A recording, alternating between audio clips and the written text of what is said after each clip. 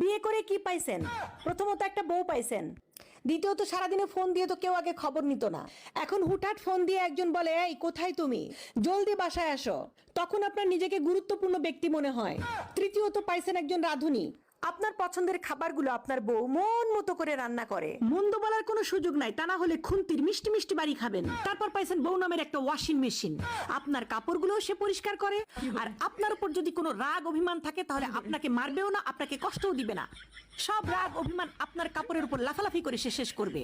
তার উপর বউ নামের একটা free free auto tape recorder পেয়ে গেছেন, আপনি তার কথা শুনবেন না জেনেও আপনাকে সে সব সময় অ্যাডভাইস দিতে থাকে, কিসে আপনার ভালো হবে, কিসে আপনার খারাপ হবে, সব সময় বলতে থাকবে।